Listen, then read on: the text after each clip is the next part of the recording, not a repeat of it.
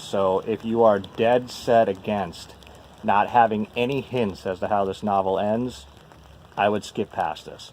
But if you don't care or you've seen the movie, there's some really interesting language in chapter 5, which basically tells you how the book's going to end if you just look at it closely. The first one is on page 88 of the book, and it combines the motifs of time, eyes, water, and houses, all four. So this is a heavy hitting passage, and it does predict the end of the book as well. So this is when Nick leaves Gatsby and Daisy to sort out their awkwardness inside of his house, and he goes out onto the lawn to smoke a cigarette and just to give them some time by themselves. I walked out the back way, just as Gatsby had when he had made his nervous circuit of the house half an hour before, and ran for a huge black knotted tree whose massed leaves made a fabric against the rain. Once more, it was pouring, and my irregular lawn, well shaved by Gatsby's gardener, abounded in small muddy swamps and prehistoric marshes. Note the mention of prehistoric marshes. Something even as old as a swamp from the prehistoric eras still survives. The past never dies. There was nothing to look at from under the tree except Gatsby's enormous house. There's the house. So I stared at it like Kant at his church steeple for half an hour. Kant was a philosopher.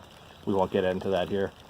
A brewer had built it early in the period craze a decade before, and there was a story that he'd agreed to pay 5 years' taxes on all the neighboring cottages if the owners would have their roofs thatched with straw.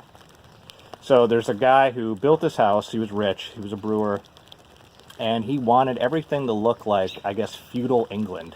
He wanted his house to look like a feudal lord's. So this is a guy with a very outlandish, oversized dream. Might remind you of somebody from the book. Perhaps their refusal took the heart out of his plan, and he went into immediate decline. His children sold his house with the black wreath still on the door. So at the very end, there's an allusion to death. You have a guy with a big dream, is willing to get everybody in the neighborhood involved for his singular vision, offers to pay their taxes, and people don't go along with it. He's trying to recreate a past, feudal England, that perhaps cannot be recreated again. You can't repeat the past. There is another passage here that doesn't necessarily combine all of those same motifs, but it's one that several people wrote about, and this one is an even more obvious spoiler alert when it comes to how this book ends.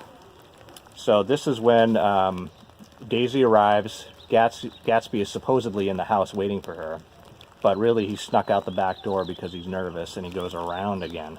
So it looks like he's the one who arrives just a touch late and not Daisy. Makes him look not overly eager. She turned her head as there was a light, dignified knocking at the front door. I, Nick, went out and opened it.